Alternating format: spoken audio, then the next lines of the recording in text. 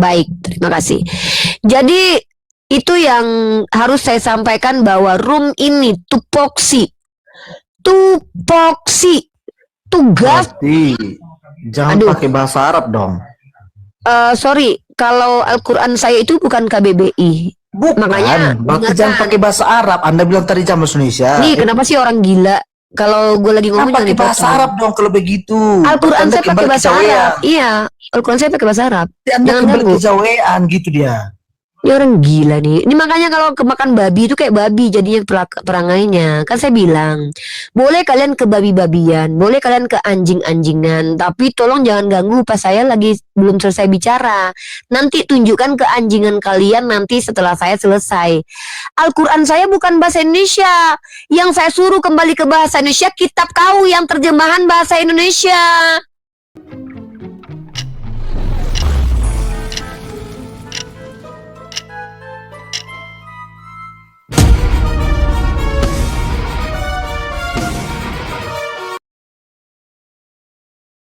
Sejak kapan Al-Quran kami berbahasa Indonesia? Al-Quranku pakai bahasa Arab, memang nggak boleh pakai bahasa Indonesia. Botol. Masa gitu aja nggak ngerti? Hal sepele begitu aja nggak paham? Begitu bodoh kah engkau? Saya nggak ngerti. Nah, memang betul kami tidak memahami Quran kami dengan bahasa Indonesia. Kami menggunakan bahasa Arab. Maksudnya gini, janda. Maksudnya kan ya, tunggu tanya. Kalau jadi janda gitu di agama kau itu rendah dan hina ya, aku tanya. Kan kalau bahasa Ibrani gitu dia. Loh, yang mana kitab kau berbahasa Ibrani? Itu kan karena diterjemahkan. Yang mana kitab kau berbahasa Ibrani? Yang mana kitab kau berbahasa Ibrani? Arab itu nanti. Yang mana kitab kau berbahasa Ibrani? Yang mana kitab kau berbahasa Ibrani? Yang mana? Itulah kau makanya. Yang mana kitab kau berbahasa Ibrani? Nah, ini orang ini cuma udah turun aja kau di bawah dulu. Sejak kapan kitab kau berbahasa Ibrani? Kitab kau itu berbahasa Yunani. Gereja kau sebelum Tuhan kau hadir, itu yang dipakai kitab berbahasa Yunani yang disebut dengan Septuaginta. Kitab berbahasa Ibrani itu bukan punya kau, punyanya Yahudi. Gitu aja nggak paham. Ya halo, Evi Manafe.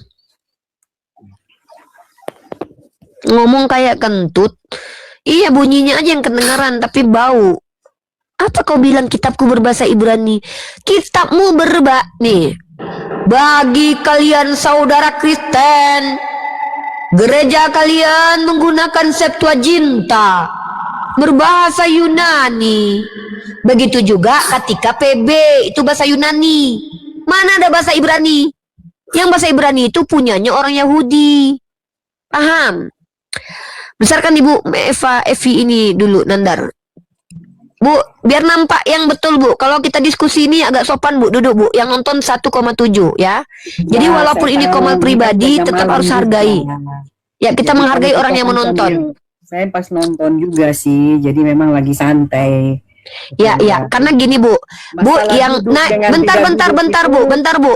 Di sini yang memberikan Bu, kalau Ibu belum dikasih kesempatan bicara, jangan bicara. Kita ini ketimpa-timpa suaranya. Pertama, wajib di sini buka kamera kalau mau bicara. Kenapa saya syaratkan untuk sopan dan duduk? Karena Ibu ditonton 1,9 orang. Jadi biar tidak ada yang namanya itu kita tidak menghargai orang menonton. Walaupun Komal ini milik pribadi, tetap harus kita menghargai penonton. Dengan cara apa? Ada etika yang harus diterapkan. Etika yang diterapkan di sini adalah aturannya menurut yang punya Komal termasuk saya. Satu, orang Kristen di sini kalau awam tentang agamanya lebih baik bertanya saja. Tapi kalau punya ilmu walaupun cuma secuil sedikit, itu lebih dihargai untuk disampaikan.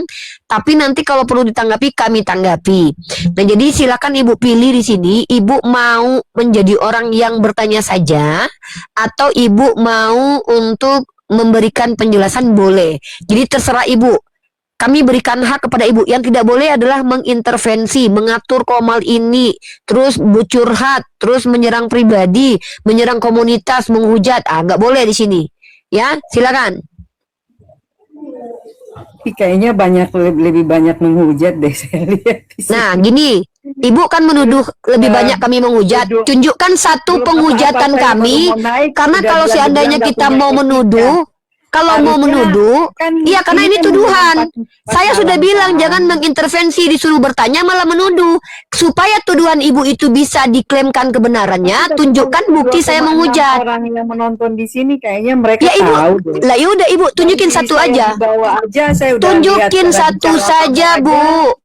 Satu Apa aja, gini iya, satu kualitas aja. orang Kristen naik-naik menuduh Ya tanpa udah, bisa dengar. buktikan Ini ini? satu aja yang saya Ibu mau kalau di bilang. pengadilan, Kamu bu dari tadi tunjukkan bukti. ngomongin Tunjukkan anjing-anjing sama bukti, babi-babi bukti. sama kita.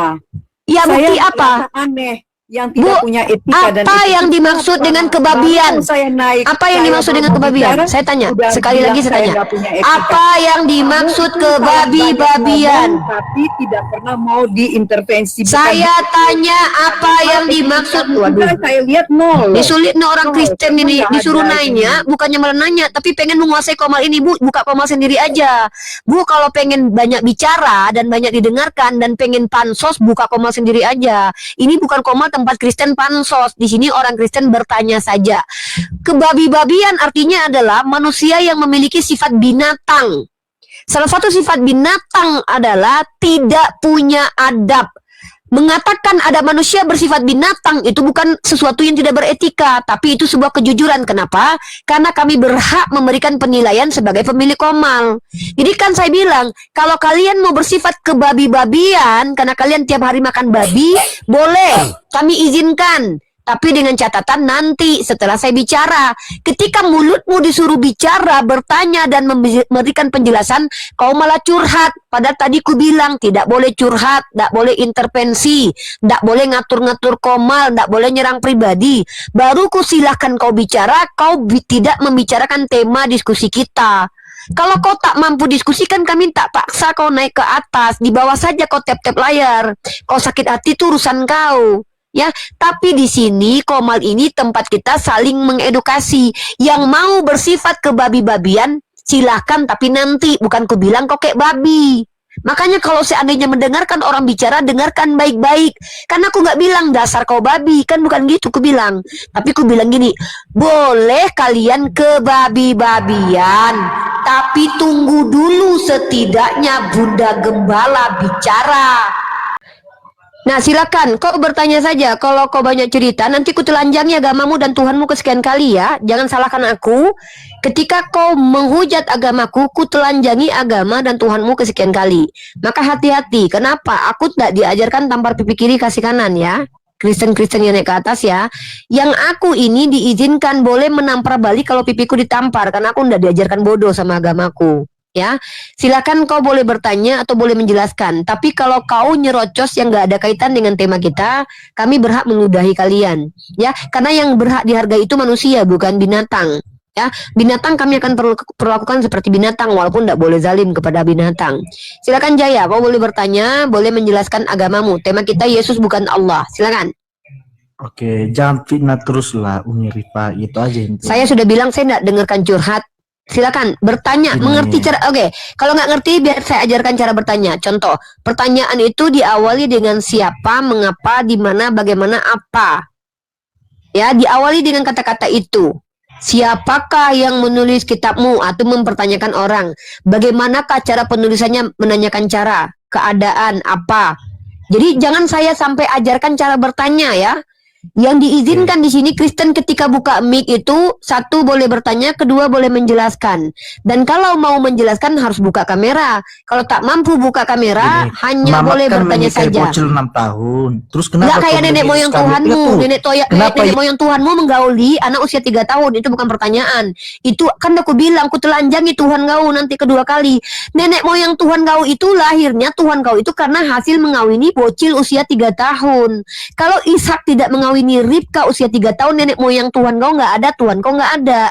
Bersyukur kau atas menggaulinya anak kecil usia 3 tahun. Kan aku bilang, pertanyaan, jangan sampai pertanyaanmu menelanjangi Tuhanmu kesekian kali.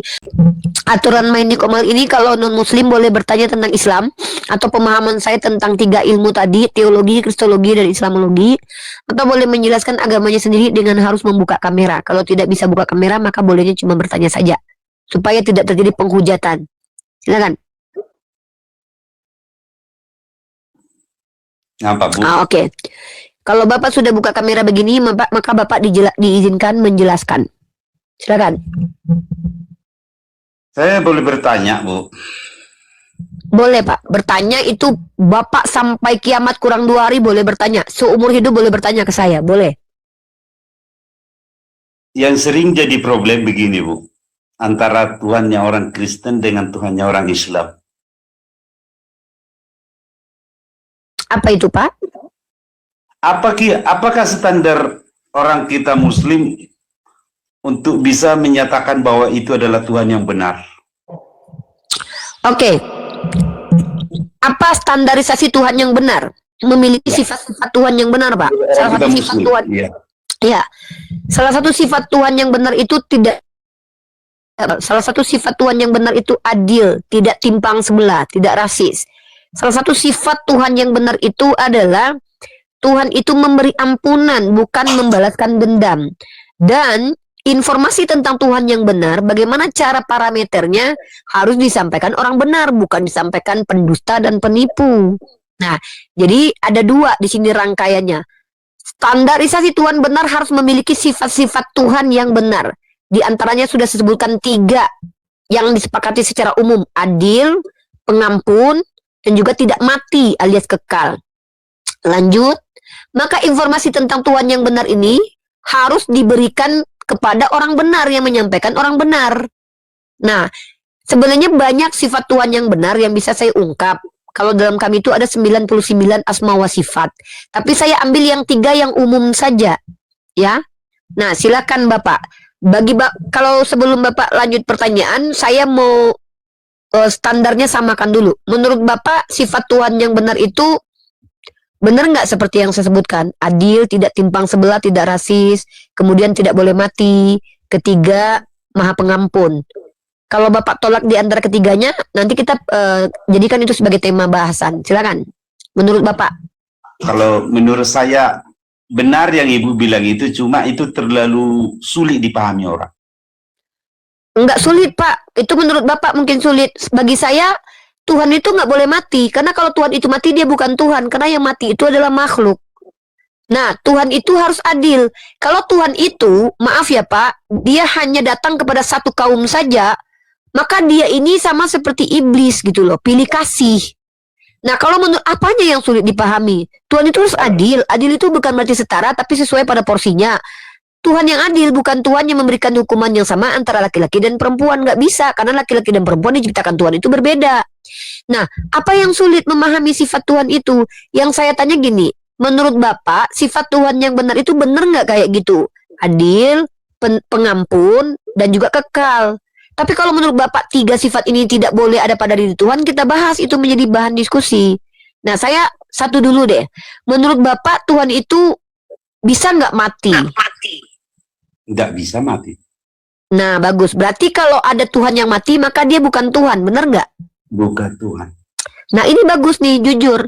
Nah, pertanyaan saya, Yesus itu pernah mati nggak? Pernah mati. Berarti Yesus Tuhan atau bukan? Yesus sekarang sudah kembali menjadi Tuhan. Iya, berarti dia adalah Tuhan yang pernah mati dan dulu. Gimana ini? Tuhan itu nggak boleh mati? Enggak. Terus dia mati? Iya. Terus tiba-tiba sekarang dia udah kembali jadi Tuhan. Berarti waktu dia mati dia nggak jadi Tuhan. Nah, ini kan namanya cacat logika. Sebentar. Sebelum Bapak menjelaskan dengan doktrin gereja, saya izinkan nanti 2 menit. Tapi saya mau menunjukkan logical fallacy, Pak. Bapak tahu nggak, ucapan yang tidak konsisten itu ucapan yang keliru. Tadi Bapak sudah sepakat dengan saya, Tuhan yang benar itu bisa mati nggak Pak? Tidak.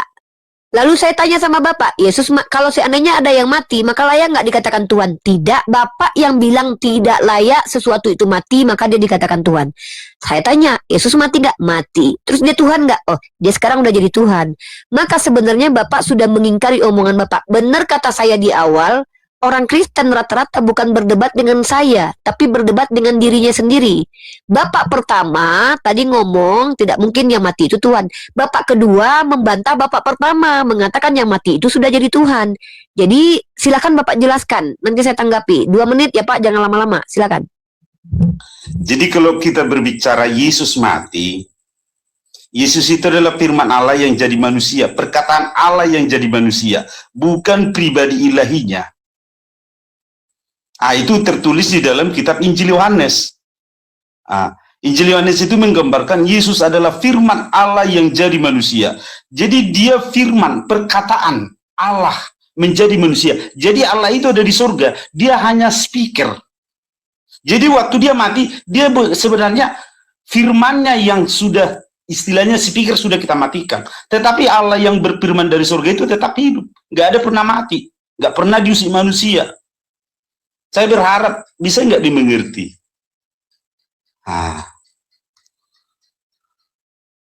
Saya nggak mau memuji-muji diri saya, tapi saya termasuk orang yang kata dosen saya itu cepat mengerti ucapan orang lain. Saking mengertinya saya, mau saya konfirmasi dulu sama Bapak. Ya, supaya saya tidak salah paham. Saya ngerti, tapi saya nggak mau salah paham. Maka pertanyaan saya ini mengkonfirmasi penjelasan Bapak. Pertanyaannya adalah, yang mati di tiang salib itu Tuhan atau bukan? Silakan dijawab. Dia itu firman Allah, perkataan Allah yang sudah telah menjadi manusia. Itu dia yang mati. Perkataan Allah itu Tuhan atau bukan? Dia suara Allah. Tuhan bukan? Manifestasi Tuhan. Itulah manifestasi suaranya jadi yang manusia. Saya tanya itu Tuhan bukan, gitu aja Pak. Kalau seandainya mudah untuk memahami dan menjawab, maka Bapak dari tadi nggak perlu sampai 3 kali saya tekankan Bapak sudah jawab. Tapi bukti jawaban ini sulit untuk dijawab, maka Bapak 3 kali jawabnya yang nggak sesuai dengan pertanyaan. Yang saya tanyakan itu adalah bukan apakah dia firman Tuhan atau bukan. Yang saya tanya dia Tuhan atau bukan, itu aja. Kenapa Bapak harus jawab oh dia adalah firman Tuhan, dia lah ini. Yang saya tanya itu apakah dia Tuhan atau bukan. As simple as that. Yesus waktu datang ke dunia bukan dia jadi Tuhan. Yang saya tanya itu yang mati di tiang salib itu Tuhan atau bukan? Yes. Kalau berbicara yang mati di kayu salib itu saya bilang itulah firman Allah yang telah jadi manusia. Saya tahu Pak, sudah 3 kali Bapak berulang dia firman jadi manusia, dia firman jadi manusia. Yang saya tanya, firman yang jadi manusia ini Tuhan atau bukan? Belum pada masa itu. Berarti Yesus itu pernah nggak jadi Tuhan? Iya, karena dia hanya sebatas firman yang terpisah. Makanya berarti waktu dia di dunia itu dia bukan Tuhan? Bukan. Makanya ada kitab Filipi pasal Kapan dia jadi Tuhan? Kapan dia jadi Tuhan, Pak? Itu dijelaskan dalam kitab Filipi pasal 2, Bu.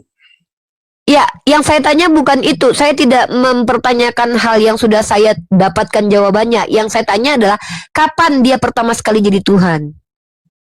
Sebenarnya dia adalah Tuhan seperti dikatakan dalam kitab Amsal. Aku adalah hikmat Allah. Pak, yang benar yang mana nih Pak? Dia pada waktu mati bukan Tuhan. Makanya saya tanya, dia kan lahir ke dunia. Waktu dia lahir ke dunia dia sudah Tuhan atau belum? Sebenarnya dia bagian dari diri Allah, dari Tuhan. Yang saya tanya bagian diri, Pak, saya nggak nanya dia apanya Tuhan, bukan. Saya nggak tanya itu. Yang saya tanya itu dia Tuhan atau bukan? Itu sebenarnya pertanyaannya. Waktu Tuhan dia atau bukan? Bapak jawab belum. Bapak jawab dia belum jadi Tuhan. Nah, yang saya belum jadi Tuhan kan? Jadi nggak usah jelaskan sesuatu yang nggak saya tanya. Ketika dia belum jadi Tuhan waktu dia dilahirkan Bunda Maria, maka waktu dia mengajar di Bukit Zaitun dia belum Tuhan juga. Maka waktu Thomas mengatakan dia itu memperlihatkan dirinya, dia juga belum Tuhan. Pertanyaannya adalah kapan dia jadi Tuhan? Silakan dijawab. Itu dikatakan dalam kitab Filipi pasal 2, Bu. Sesudah dia mati, dia bangkit, dia kembali kepada Bapa, dia ditinggikan di atas segala yang ada di bumi, di langit, dan di bawah bumi, dan di atas segala-galanya. Berarti menurut Bapak, Yesus jadi Tuhan ketika setelah dia mati? Yesus sudah dia bangkit dan naik ke surga. Setelah dia mati, bangkit, baru dia jadi Tuhan gitu. Berarti manusia yang di dunia yang dilihat oleh orang itu bukanlah Tuhan. Dia hanya suara Allah, itu dia. Jadi bukan Tuhan yang sesungguhnya. Oh, bukan Tuhan sesungguhnya. Berarti ada Tuhan palsu dengan Tuhan yang sesungguhnya ya? Penyataan Tuhan. Kalau kita bilang Tuhan palsu, tidak bisa juga. Karena memang dia 100% apa yang dikatakan oleh Tuhan. Apa yang dia perbuat itu adalah perbuatan dari Tuhan. Jadi waktu apa yang dia buat, maka itu perbuatan Tuhan gitu? Iya. Nah, pada waktu dia tidur, maka Tuhan sedang tidur. Disinilah kita berbicara sebagai manusia. Oh, hilang ketuhanannya. Oh iya, dia kan bukan Tuhan waktu itu ya. Kan saya bilang dia Oh bukan iya, Tuhan. iya, iya, dia bukan Tuhan, iya ya. Jadi pada waktu Yesua di dunia jalan-jalan itu dia bukan Tuhan, tapi dia manusia biasa. Firman Nah, Allah setelah yang dia manusia. mati, firman Allah yang jadi manusia. Ketika dia mati dan bangkit, baru dia jadi Tuhan. Iya. Berarti Yesua adalah Tuhan yang baru bermula jadi Tuhan ketika dia mati dan bangkit. Bukan seperti itu, Bu. Dia adalah Loh. suara Allah yang sudah ada sejak zaman dahulu. Iya, tapi kan Menjadi bukan Tuhan. manusia. Ah, Iya, dia adalah pada waktu suara itu kan Allah dia yang belum ada. Tuhan. Hah? Enggak, yang saya tanya ini bukan jenisnya atau dia terbuat dari apa, bukan. Yang saya ini status sosialnya, Pak. Loh, Saya lebih kalau penting suara status. Tuhan bukan. Iya, suara Tuhan kan bukan Tuhan kata Bapak tadi. Gimana sih? Loh, Kan kita suara Tuhan nggak itu usah Tuhan. mundur lagi. Loh, berarti dia oke. Berarti suara Tuhan adalah Tuhan. Makanya Yesus yang ada di bumi adalah speaker, bagaikan speaker dari Tuhan. Iya, dia Tuhan nggak? Yang, Belum. yang suara itu adalah Tuhan, segala perkataannya itu. Iya, suara Tuhan saya tahu. Yang saya tanya Yesus kan bukan suara. Yesus kan manusia yang bersuara. Iya, tapi dia adalah firman Allah, baik dalam perbuatannya. Oke, dia firman Allah. Yesus firman Allah. Iya. Kenapa firman Allah menerima firman lagi? Yesus berkata Kapan dia begini, menerima firman? segala firman yang kau berikan telah kusampaikan pada mereka. Masa firman Allah menerima firman? Ini gimana ceritanya? Karena jelas dikatakan, baik sebelum Yesus lahir, sebelum datang ke dunia, dia sudah dinubuatkan akan datang dan mengalami banyak penderitaan. Tentang hidupnya sebelum datang ke dunia, sudah dinubuatkan dia akan datang. Dan dia sudah dinubuatkan mengalami hal-hal tertentu. Itu dikatakan dalam kitab Yesaya. Yang dinubuatkan itu manusia yang datang atau Tuhan yang datang, Pak? Firmannya supaya dia langsung bisa berbicara kepada manusia, mengajar manusia itu bagaimana berkenan kepada Tuhan. Di mana ada nubuatan bahwa Tuhan menubuatkan firman-Nya akan datang jadi manusia? Itu di ayat berapa? Ada dikatakan dalam kitab Yehezkiel, aku akan memberikan firmanku, akan memberikan rohku. Memberikan rohku dan memberikan firmanku. Musa juga diberikan firman Tuhan dalam Ulangan 18 ayat 18. Akan kubangkitkan nabi di antara keluarga kalian, seorang nabi akan kubangkitkan dan firmanku akan kuletakkan di mulutnya. Bukan firman jadi mulut, Pak. Yang ada adalah firman Tuhan diletakkan di mulut para nabi ini. Bukan firman itu jadi manusia bermulut lalu bicara. Nggak ada kayak gitu ayatnya. Jadi apa yang Bapak sampaikan itu tidak ada. Yang ada di Ulangan 18 adalah nabi akan dibangkitkan menyampaikan firman Tuhan. Bukan seorang firman Tuhan yang akan dibangkitkan menjadi manusia, bermulut lalu bicara. Kenapa? Kalau dia ada firman Allah yang menjadi manusia, kenapa dia mendengar firman lagi? Masa firman dengarkan firman lagi? Katanya firman Tuhan. Kenapa? Karena sudah saya sampaikan tadi dengan jelas, dia adalah speaker, bagaikan speaker. Itu kan analogi Bapak, dia bagaikan speaker. Ketika dia bagaikan speaker, Pak, kalau dia speaker, ya Bapak menganalogikan dia sebagai speaker. Artinya dia mengeluarkan suara. Suara yang dia keluarkan itu datang dari dirinya sendiri atau datang dari Tuhan lain? Kalau speaker itu datang dari mana? Apakah ada speaker datang dari dirinya sendiri?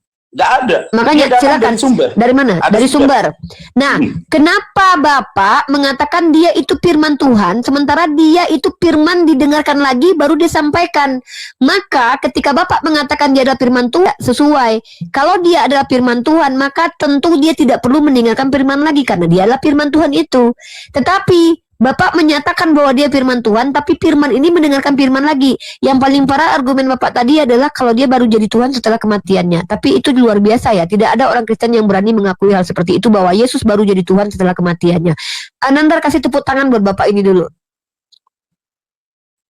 Nandar, tepuk tangan dulu. Wah, Nandar nih sulit nih. Jadi teman-teman ya, kita hargai pendapat orang Kristen terhadap agama mereka, ya. Bahwa Bapak ini mengatakan Yesus baru jadi Tuhan setelah Yesus baru jadi Tuhan setelah kematiannya, karena sebelumnya dia belum jadi Tuhan, ya.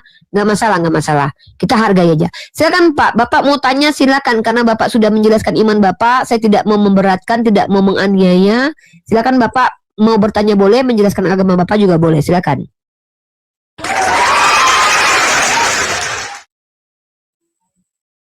Saya sih begini, Bu.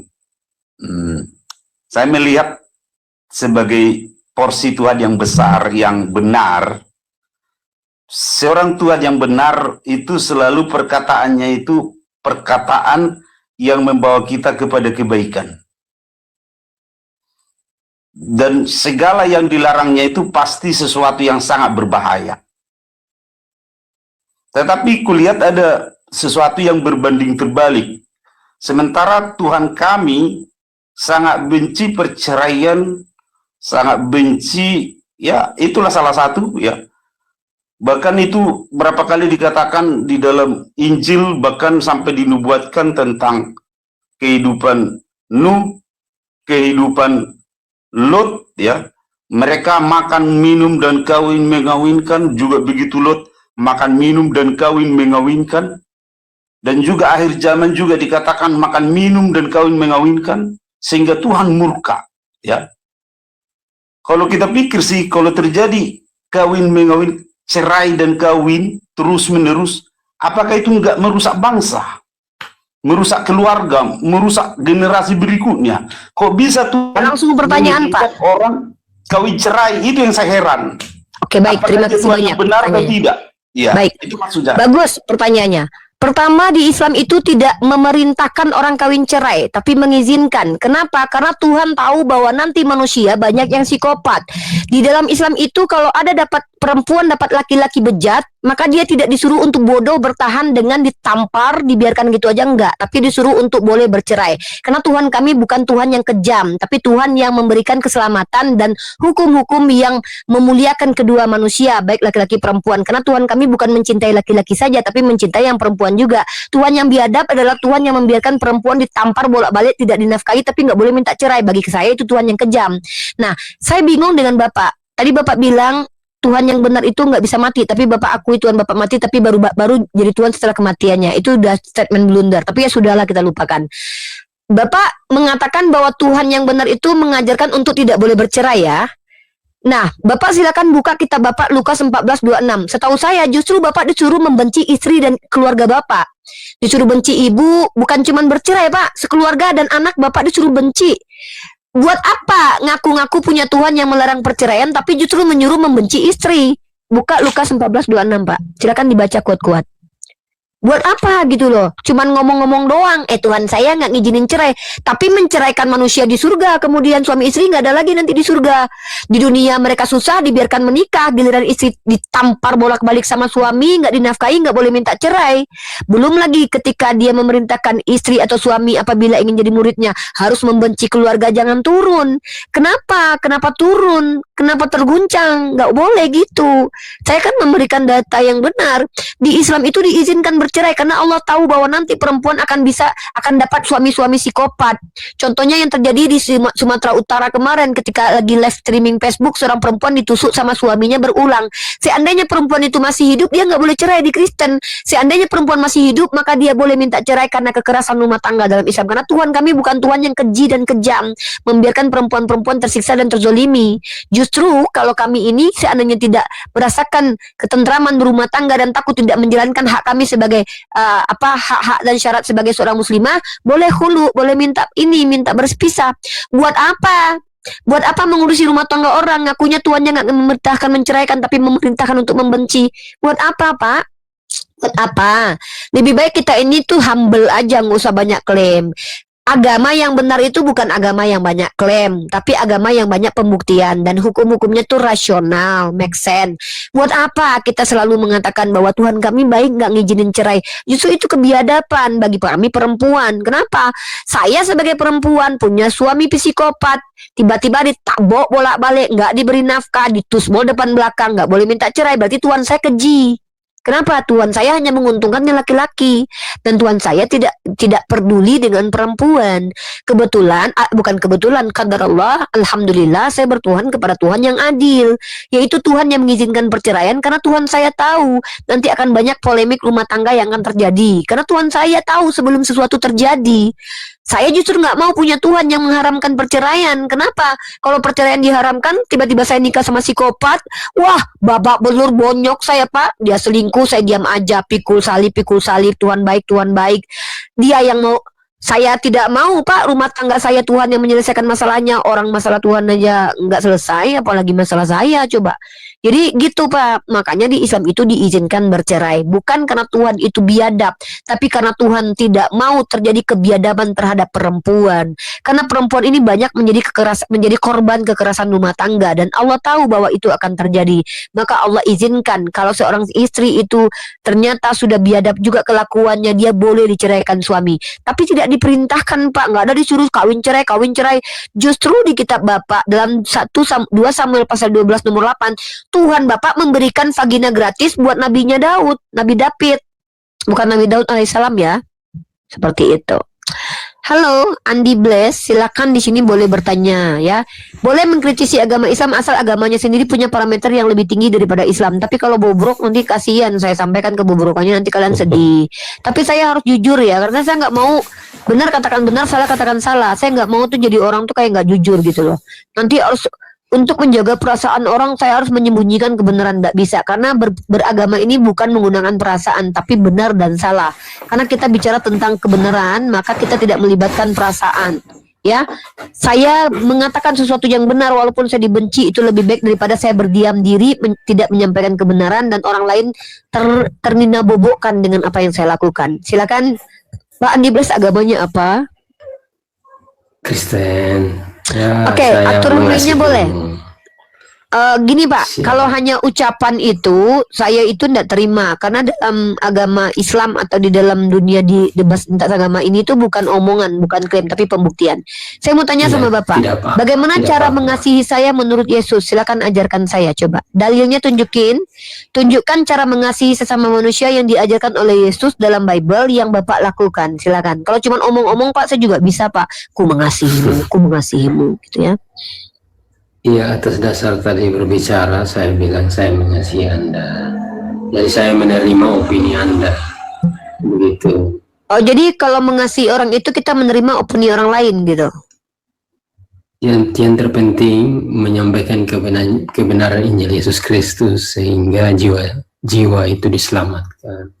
Enggak, maksud saya kan tadi tanya, Bapak kan bilang mengasihi saya.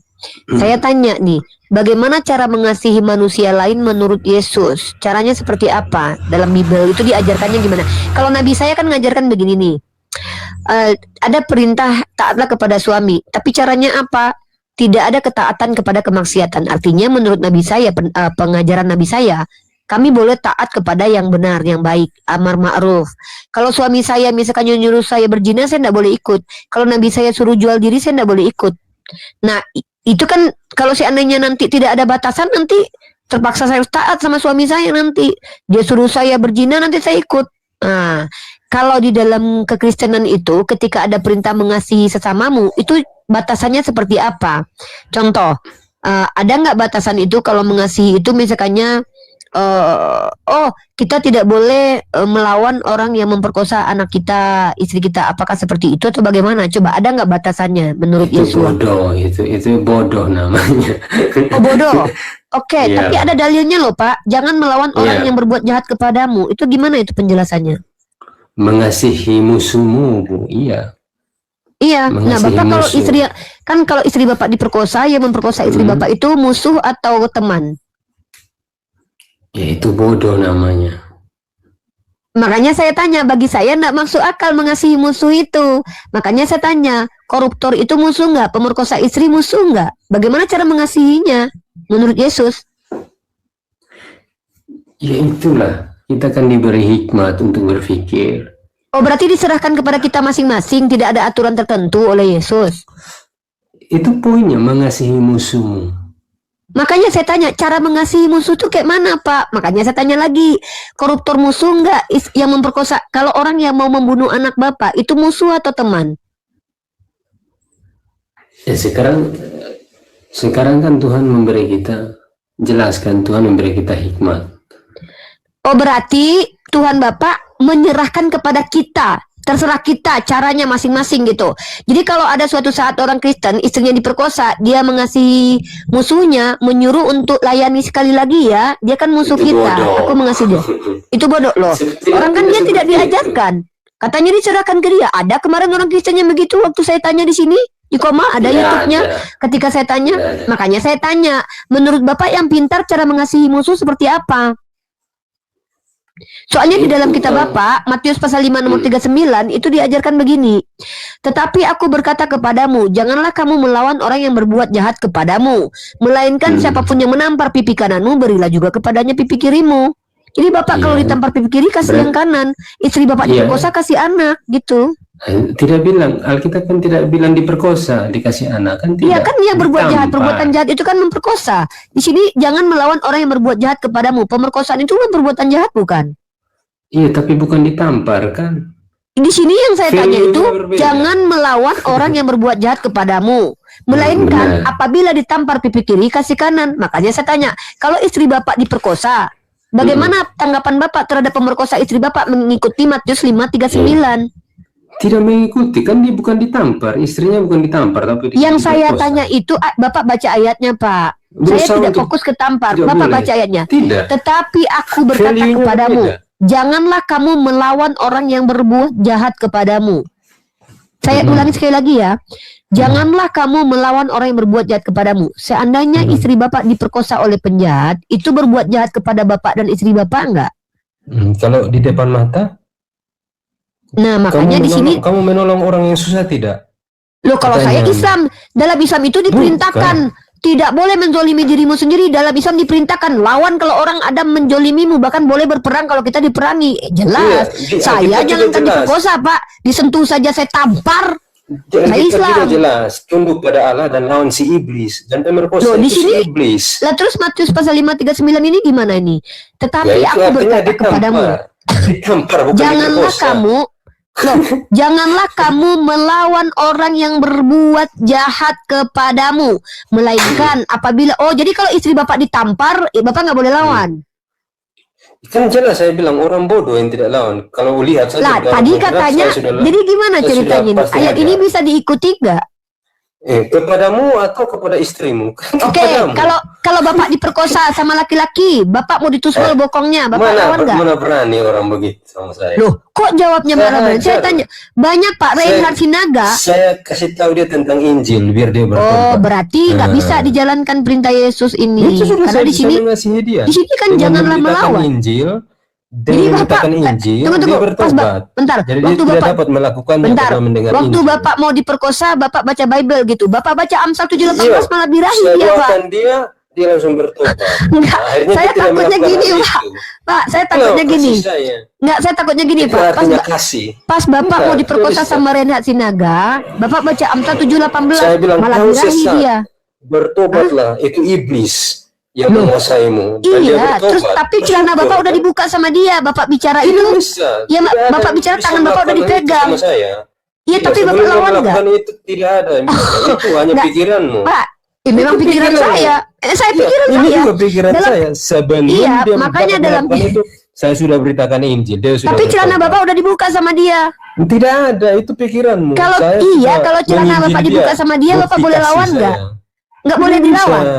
Nggak bilang, Ini nggak kita dilawan. salah berpikir. Itu Oh, jadi salah gini, berpikir. oke, gini Pak. Jadi Salah. menurut Bapak, kalau misalkannya Bapak diperkosa Reinhard Sinaga, celana Bapak dibuka, Bapak bacakan Injil, bukan Ya, melawan.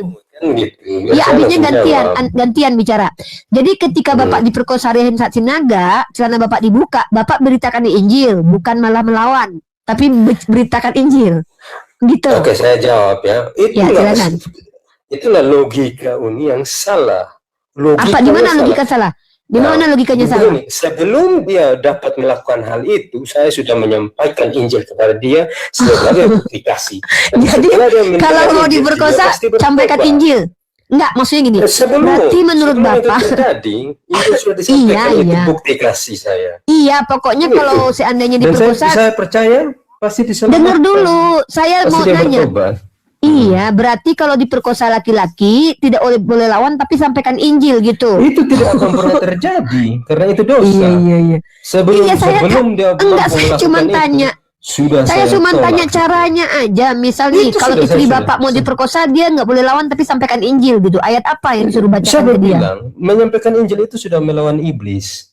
Jadi kalau dia Iya, diselamatkan, Iya. dia bertobat, dia tidak mampu melakukan. Iya, saya karena dia sudah paham. mendengar Injil. iya, saya bertobat paham. Enggak, Bapak memberi solusi. Berarti Kalau dia tidak sempat. Pak dengar dulu, kenapa sih? Itu kan Ya, diam dulu. Oke, Saya silakan. cuma caranya doang, bukan konsekuensinya. Berarti menurut Pak Andi Blas, teman-teman, kalau kalian diperkosa, kalian bacakan Injil ya. Ya, teman-teman ya. Pokoknya Bukan kalau diperkosa, sebelum dia melakukan Loh, hal saya itu, kan tanya saya ketika sudah mau sampaikan. diperkosa. Itu tidak akan pernah terjadi karena itu Terjadi bukan Pak Anda. Reinhard Sinaga, Pak. Reinhard Tidak Sinaga ada. ditangkap di Inggris karena dia memperkosa laki-laki, Pak. Tidak ada, itu kan iblis. Ada. Iblis dengan Loh, memang iblis. Emang Ya, iblis. iblis dengan iblis. Dia bukan Kristen. Come on. Loh, kok Bapak yang bilang dia bukan Kristen? Oh, dia orang Kristen rajin ke gereja. Oh, Kok Bapak bukan. lucu? Orang Kristen tidak seperti itu. Loh, itu justru orang palsu. Kristen yang paling banyak berbuat Tidak mesum, ada. Pak. Contoh saya Itulah tunjukin. Oke, saya salahnya. tunjukin. Oke. Itulah salahnya Bentar. berpikir. Enggak, di sini saya lagi enggak ini ya, teman-teman debat kusir ya. Ketika Bapak Andi Blas ini mengatakan itu bukan Kristen. Tidak, dengar poin Aduh, ini Pak, dulu. bentar dulu. Saya di sini lagi nggak debat kusir. Teman-teman, yang saya tanya itu adalah bagaimana solusi di agamamu ketika kamu diperkosa? Bapak ini sudah menjelaskan, itu harus diikuti. Jangan melawan, bacakan Injil ya. Buat kalian perempuan yang mau diperkosa, bacakan Injil aja ya. Kalau perlu baca Amsal 7:18. Ya, saran saya. Diam dulu Andi ya. Lawan itu pasti biar tidak terjadi. Oh, berarti bertentangan ya dengan kitabnya ya. Tidak ada bertentangan. Enggak, itu bukan logika saya di Matius 5:39. Tidak, penafsiranmu tentang firman Oke, itu saya yang baca. salah. Yaudah baca ayatnya. Bapak baca deh Matius Sudah, 5:39. saya sudah dengar tadi. Coba gimana bunyinya? Begini loh, tidak semua Gimana orang Kristen di KTP Kristen. Enggak, itu adalah gimana orang Kristen bunyinya? sejati. Saya enggak Tidak tanya ada mana salah. Kristen sejati mana bukan. Saya tanya, bacakan ayatnya di Matius 5 nomor 39. Silakan, tadi kan sudah baca kan?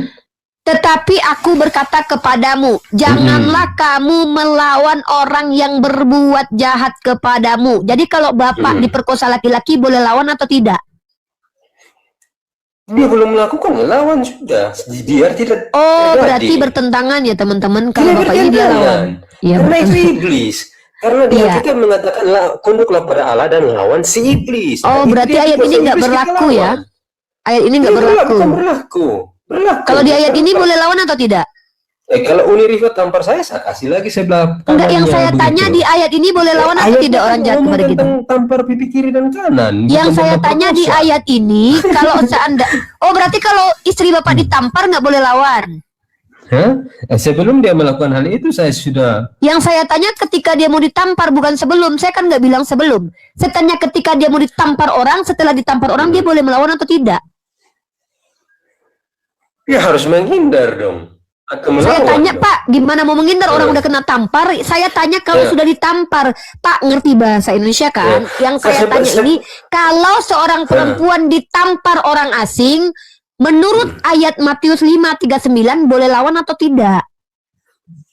Kalau sekedar tampar saya bukan perkosa ya. Jangan bilang perkosa. Kan di sini Pak, dan ayat perkosa Bapak berbeda. itu bukan cuma masalah tampar, tapi ayat Bapak berkata perbuatan jahat dan pemerkosaan salah satu Ya. perbuatan jahat. Ya saya mengampuni Uni Riva juga. Saya Salah nggak satu Pak, perbuatan jahat saya itu menolak Injil, ini itu lagi salah nggak satu bicara perbuatan kemana-mana. jahat. Saya lagi bicara tentang konsekuensi iman di kitab Bapak. Dalam kitab Iya. Bapak diajarkan Pak, Iman tunggu dulu. iman Kristen, Sebelum iman kita bodoh. berdebat, saya nggak mau debat kusir ya, saya bilang ya. Kalau Anda tidak ngerti dengan bahasa Indonesia, nggak apa-apa. Tapi saya mau menyampaikan sekali lagi dan terakhir. Dalam ayat ini, tetapi aku berkata kepadamu, janganlah kamu melawan orang yang berbuat jahat, bukan yang menampar. Tapi janganlah kamu melawan orang yang berbuat jahat. Perbuatan jahat itu diantaranya membunuh, memperkosa, mencuri, membacok, membegal. Yang dipakai itu ditampar, bukan memperkosa. Yang saya tanya, janganlah kamu melawan orang yang berbuat jahat. Pemerkosaan itu perbuatan jahat atau perbuatan baik? Ya tapi dikuasai iblis harus dilawan itu. Yang Karena saya tanya, kita juga mengatakan perkosa itu tunduklah pada Allah dan perbuatan lawan si baik iblis. atau perbuatan jahat? Yang saya tanya bukan itu. Lawan. Ya sudah. Pemerkosa itu lawan. Berarti Ya si bertentangan. iblis Berarti, lawan. Pasti. berarti Matius 5:39 tidak kepake, teman-teman ya. Tidak kepakai itu manusia. Yang memperkosa nggak pernah iblis, Pak. Manusia yang memperkosa, Pak. Saya belum pernah Iya lihat manusia. dikuasai iblis itu. Ya, manusia dikuasai iblis ini di Ya, dalam lawan. Pak, memang ada gitu Lawan. orang jahat yang tidak Kalau dikuasai dia iblis. memperkosa orang, Ya memang Nah, ada gitu orang lawan Kristen dia. yang memperkosa tidak dikuasai iblis. Memang ada yang memperkosa dikuasai Tuhan. makanya Alkitab juga Ya, ada namanya manusia mengatakan, jahat, dia tunduklah dikuasai pada iblis Allah dan lah. lawan si iblis. Jangan pakai satu Nah, ayat berarti saja. berarti Yesus mengajarkan kontradiksi. Yang satu Yesus Tidak mengatakan kontradiksi. kalau seandainya ada orang yang Tidak. memperkosamu kau lawan karena itu adalah iblis, tapi di ayat lain dikatakan orang yang jahat jangan kau lawan. Pertanyaan saya, ketika Yesus mengajarkan jangan melawan orang yang berbuat jahat kepadamu, tapi dia mengajarkan untuk melawan iblis, mana yang betul? Ya, kita harus menggunakan hikmat. Itu Tuhan bilang pakai hikmat. Ya, hikmatnya seperti apa? Mana yang betul? Itu Silakan saya jawab. sudah bilang. Yang mana? Salah satu perbuatan jahat itu menolak kebenaran Injil. Mana Ya, kita yang mengasihi. betul? Saya nggak nanya Mengasihi Pak, apakah orang yang saya menolak tidak tanya kebenaran. Pak, Bapak fokus ke pertanyaan saya. Saya nggak nanya Pak, bagaimanakah perbuatan jahat itu? Mana salah satu perbuatan jahat? Yang saya tanya adalah ketika Yesus mengajarkan lawanlah si iblis, tetapi Yesus juga mengajarkan jangan melawan orang jahat kepadamu. Pertanyaan saya mana yang harus diterapkan dalam kesehari-harian kita? Ya kan pakai hikmat Tuhan. Kiasan-kiasan Makanya juga saya Tuhan tanya, Bapak menggunakan jangan cuma ngomong hikmat. pakai hikmat, pakai hikmat. Yang saya tanya itu Bapak yang pakai hikmat ini solusinya apa? Buat Ini apa saya ngaku sudah punya bilang hikmat tapi tadi. apa? Solusinya apa? Saya sudah bilang. Tadi kan Apa? bilang ada orang mau memperkosa, dibiarin saja. Kan itu bodoh saya bilang. Dilawan berarti, Bodoh. dilawan. Pakai hikmat. Nah ya Bodoh. sudah berarti Bukan Matius pakai- 5:39 gugur. Udah gitu Mana aja. gugur? Menurutmu gugur itu? Dalam Matius 5:39 jangan melawan orang yang berbuat jahat kepadamu. Gimana sih? pakai hikmat. Udah ya, Itu udah kiasan-kiasan. nggak usah. Iya ya, kamu ngapain sih ngomong pakai hikmat? Pakai hikmat udah dijawab dari tadi. Menurut hikmat yang kamu punya, kamu melawan orang yang berbuat jahat kepadamu, melawan Matius 5:39 clear. Menurut kamu tidak melawan. Gini ya, teman-teman Gini Kristen. loh, artinya Nggak, boleh saya Enggak, jawab? saya Boleh saya enggak, jawab? saya lagi ngomong, bentar. Dengar baik-baik. Saya tidak tertarik dari tadi debat kusir. Kalau Tidak, menurut kamu kamu pada memelintir, boleh saya jawab? Loh, kok Biar memelintir? clear dong. Itu kalau kamu tuduh Begini. saya memelintir, minimal kamu tunjukkan mana yang memelintir itu. Yang saya Oke, pelintir yang oke. mana? Boleh saya Silakan. jawab? Boleh saya jawab? Oke. Ya, jawab Sekarang pertanyaan saya. begini. Ulangi pertanyaan Ah. saya dulu. Oke. Pertanyaan saya apa? Tadi kan tanya kalau tampar pipi kiri kasih. Bukan pipi itu, kanan, makanya kan? dengar telinganya. Pertanyaan Tadi saya kan apa pakai yang saya ayatnya juga pelintir? tadi. Tuh kan nggak ngerti. Yang saya Oke. tanya ketika kamu menuduh saya memelintir kitabmu, apa yang saya pelintir? Ayat Oke, mana yang saya pelintir? jangan membalas kejahatan dengan kejahatan, tetapi dengan Tidak ada begitu kebaikan. tertulis. Ini melintir, kamu yang pelintir kitabmu. Tidak, itu firman Matius Allah 5:39 juga. bukan tidak ada membalas kejahatan dengan kejahatan. Kamu pelintir, nuduh saya melintir. Di situ tertulis. Ayat Alkitab. Tetapi ini Ada kutunjukkan, nih kutunjukkan kau. Ini orang melintir, nuduh orang melintir nih. Tidak. Ini jahat nih Alkitab orang itu nih. ada. Baca, Ada baca, ayat baca Alkitab. dalam Matius 5:39. Kau bilang aku pelintir, ternyata kau yang pelintir. Wah, penipu Tidak, nih. ayat Alkitab. Dalam Alkitab kitabmu jangan itu pakai satu tertulis, ayat saja, jangan banyak ayat. melawan orang yang jahat kepadamu, bukan jangan balas kejahatan dengan kejahatan. Kau bilang pula aku Nah. melintir, sementara kau Kan yang sama pelintir. aja Parah itu. ini orang. Kok sama? Itu korelasi. Kok sama? Diam dulu. Ini iblis teman-teman ya. Iblis itu suka menambah-nambahi firman Tuhan dan mempelintir tapi Iblis nuduh itu orang menolak melintir. Yesus adalah Tuhan, itu iblis. Di mana tertulis? Justru yang menolak Yesus sebagai Ya, manusia ada itulah itu. antikristus. Yang tidak Yang mengatakan antikristus Yesus itu adalah menolak manusia. Yesus Oke, Kristus saya adalah tunjukin. Tuhan. Diam. Nggak usah banyak cerita. Ini orang Kristen udah kitabnya sendiri dipelintir. Saya ulangi ya. Tidak ada tertulis dalam Matius 5:39 tidak boleh melawan kejahatan dengan kejahatan. Dengar baik-baik ya. Tetapi aku berkata kepadamu, ini definisi iblis melintir kitabnya sendiri ya. Dia tuduh pula kita yang melintir. Diam. Ini iblis ya. Tetapi aku berkata kepadamu, janganlah kamu melawan orang. Diam dulu. Terbukti kan kalau dia benar, teman-teman, dia akan tenang. Tapi dia tahu dia salah, dia ganggu saya menjelaskan. Dia mempelintir kitabnya, tapi dia tuduh saya pelintir. Saya baca ayat. Juga, toh. Nanti saya kasih waktu kalau saya yang bertanya, tapi kamu nggak ngerti pertanyaan saya. Saya tadi minta kau bertanggung jawab atas tuduhanmu yang menuduh aku pelintir. Ternyata kau yang pelintir kitabmu. Dalam kitabmu, tetapi Gimana aku saya berkata kepada. pelintir? Ada firman Tadi juga kau bilang tertulis apa? begitu. Kau tunjukin di mana? Jangan membalas kejahatan dengan kejahatan. Tunjukkan ayatnya. Itu ada firmannya, bukan Di saja. mana? Di mana? Google saja keluar ayat-ayat. Kan ini kurang ajar teman-teman. Tidak, Ternyata bukan dia nggak kurang pernah ajar. baca. Itu benar. Ternyata dia nggak mana ayatnya. Uni Mana? Google. Jangan Mana membalas kejahatan ayatnya? dengan Justru kejahatan. Tuhan Tapi kau balas- membalas kejahatan. Nih, Tuhan kau membalas kejahatan dengan kejahatan. Ketika Daud berzina, Tidak. Tuhan kau mengadakan perzinahan baru. 2 Samuel pasal 12 nomor 7 dan 8 di ayat 11. Dia Tuhan kau mengampuni Daud. mengadakan, bukan mengampuni Daud, mengadakan perzinahan baru dengan mengambil bini-bini Daud, memberikannya kepada Absalom. Loh, kok mengampuni Daud? Kalau memang si Daud bisa diampuni karena perzinahan, berarti ngapain dia mati untuk menebus dosa kalian?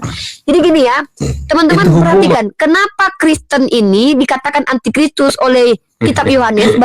Jangan ganggulah. Kalau kau nggak ada ilmu, tadi ku minta kau dalil, kau nggak bisa tunjukkan.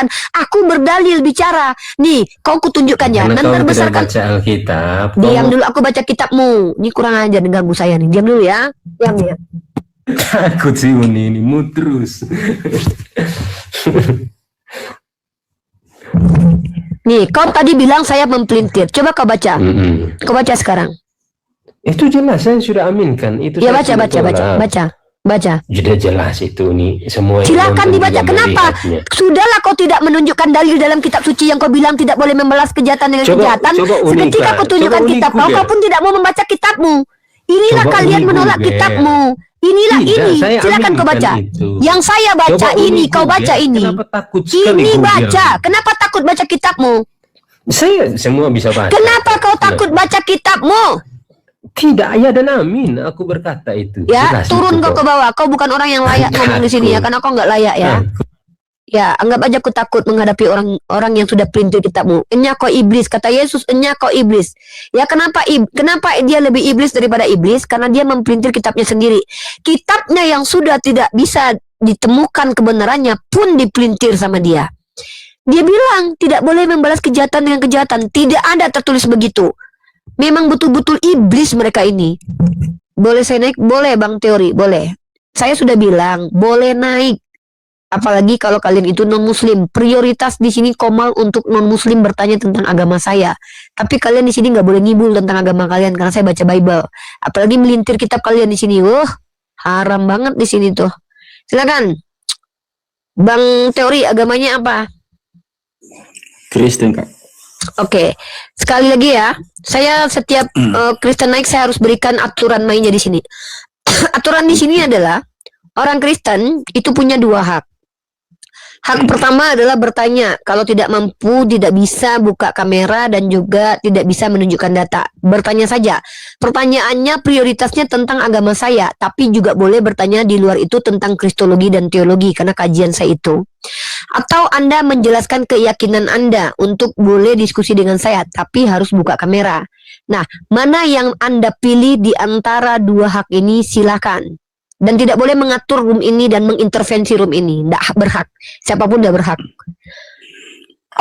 Iya, saya hanya sekedar untuk diskusi aja, Kak. Halo? Halo, Ya, silakan. Gimana, Bang? saya kan hanya sekedar untuk diskusi aja. Kan saya tadi kan menanggapi tentang mengenai pertanyaan kakak tadi. Pertanyaannya mana, Bang?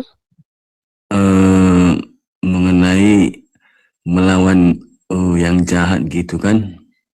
Ini aja Bang, pakai ayat langsung Bang. Kita jangan mempelintir kitabnya orang Kristen. Saya bukan Kristen tapi saya harus menghargai orang Kristen sendiri. Tidak boleh hilangkan satu ayat pun. Pakai ayatnya langsung Bang. Buka Matius 5 nomor 39, Abang baca terus Abang jelaskan secara kontekstual ya, silakan. Saya nggak ada apanya, Kak. Oke, berarti Anda menjelaskan. Pertanyaan saya adalah Anda mau menjelaskan ayat ini.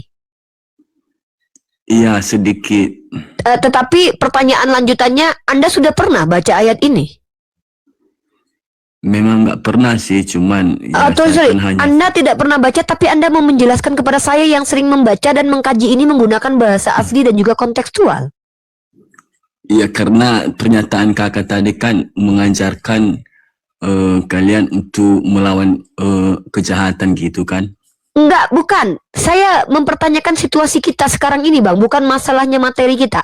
Anda yang belum pernah baca ayat ini mau menjelaskan kepada saya yang hampir tiap hari baca ayat ini, bahkan mengkaji bahasa aslinya, bahkan membaca secara kontekstual, bahkan mendiskusikannya dengan para pendeta. Lalu Anda mau mengajarkan saya, tapi Anda belum pernah baca ayat ini, gitu.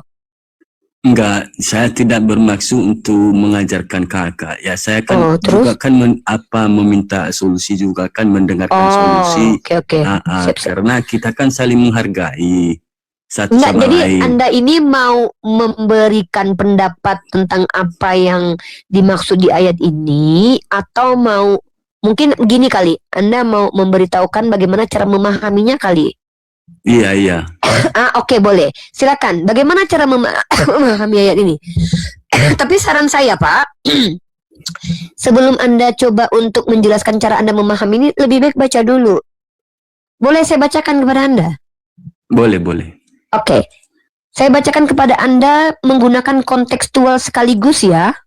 Maksudnya saya bacakan judulnya juga nih, biar Anda paham, biar Anda ngerti. Nah, biar Anda pemahamannya nggak keluar dari sini. Ini konteks ini tentang Yesus dan hukum Taurat. Oke, ini konteksnya. Atau ini tentang judulnya, perikopnya. Ayat ini maksud adalah ayat ke-39. Tetapi ini ketika Yesus ya bicara kepada murid-muridnya, mengajarkan murid-muridnya dan memerintahkan. Tetapi aku berkata kepadamu, janganlah kamu melawan orang yang berbuat jahat kepadamu, melainkan siapapun yang menampar pipi kananmu, berilah juga kepadanya pipi kirimu. Silakan, apa yang Anda pahami dari ayat ini? Silakan. Ya, kalau menurut saya itu Kak, itu istilahnya yang artinya itulah sakitnya kita itu memberikan kebaikan terhadap seseorang gitu. Itu bila kita itu berbuat baik itu harus menyakiti diri sendiri gitu. memang tidak juga sih, cuman ya kalau memang dalam keterpaksaan ya apa boleh buat ya, bila kita itu bisa menahan kesabaran ya itu tadi. Tapi kalau memang tidak juga ya tetap juga kita itu istilahnya ya melawan lah, apa boleh buat. Gak mungkin lah sepenuhnya kita itu mengikuti semua ajaran. Berarti kitab Bapak suci melawan.